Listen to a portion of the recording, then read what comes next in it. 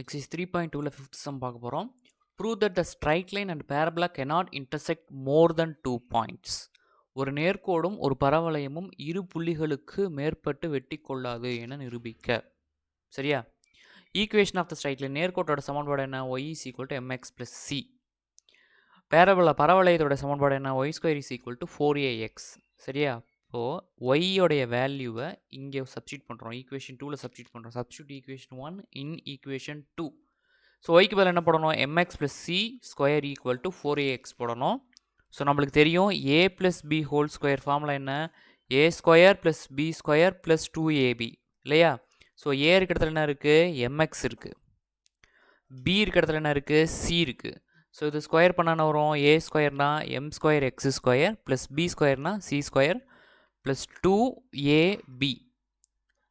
இந்த plus 4x இருக்கு இல்லையா? ஈக்குவல் டுக்கு இந்த பக்கம் இருக்குது, இந்த பக்கம் வந்து என்ன ஆகும்? மைனஸாக மாறிடும். இப்போது எம் ஸ்கொயர் எக்ஸ் ஸ்கொயர் அப்படியே எழுதிக்கோங்க. இங்கே இந்த ரெண்டு டேர்மில் இருந்து என்னத்தை காமனாக வெளியே எடுக்கலாம்? எக்ஸை காமனாக வெளியே எடுக்கலாமா? எக்ஸை வெளியே எடுத்துட்டோம் அப்படின்னா இங்கே மிச்சம் என்ன இருக்கும்? 2mc இருக்கும், மைனஸ் இங்கே 4a இருக்கும். சரியா? ப்ளஸ் இந்த சி ஸ்கொயரை லாஸ்ட்டாக எழுதிக்கோங்க. ஃபஸ்ட்டு எக்ஸ் ஸ்கொயர் டேர்ம், அப்புறம் எக்ஸ் டேர்ம், அப்புறம் கான்ஸ்டன்ட் டேர்ம். இது பார்த்திங்கன்னா ஒரு குவாட்ராட்டிக் ஈக்குவேஷன் மாதிரி இருக்குது, இருபடி சமன்பாடு மாதிரி இருக்குது. சரியா? நம்மளுக்கு தெரியும் இருபடி சமன்பாட்டுக்கு கண்டிப்பாக 2 ரூட் தான் இருக்கும் அப்படின்னு சொல்லிட்டு. It must have only 2 solution. Quadratic ஈக்குவேஷனுக்கு கண்டிப்பாக 2 ரூட் மட்டும்தான் இருக்கும், அதுக்கு மேலே இருக்காது அப்படின்னு தெரியும். ஸோ ஒரு ஸ்ட்ரைட் லைனை பேரபிளாக்கில் கொண்டு வந்து சப்ஸ்டியூட் பண்ணும் பொழுது அது 2 பாயிண்ட்டுக்கு மேலே இன்டர்செக்ட் ஆகிக்காது அப்படிங்கிறது நல்லா தெளிவாக தெரியுது. therefore a straight line and parabola cannot intersect more than 2 points. 2 root தான் கிடச்சதுன்னா 2 பாயிண்டில் தான் இன்டர்செக்ட் ஆகிக்கும், அதுக்கு மேலெலாம் இன்டர்செக்ட் ஆகாது. சரியா?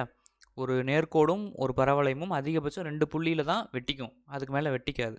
சரியா? ஃபார் எக்ஸாம்பிள் இது ஒரு பரவளையம்னு வச்சுக்கோங்க. இப்படி ஒரு கோடு வரைஞ்சோம்னா ஒன்று இந்த புள்ளியிலையும் ஒன்று இந்த புள்ளி, 2 புள்ளியில் தான் வெட்ட முடியும், 3வது புள்ளியில் வெட்ட முடியாது. நீங்கள் எப்படி வேணால் கோடு போட்டு பாருங்கள், அதிகபட்சம் 2 புள்ளியில் தான் வெட்ட முடியும், 3வது புள்ளி வெட்டாது.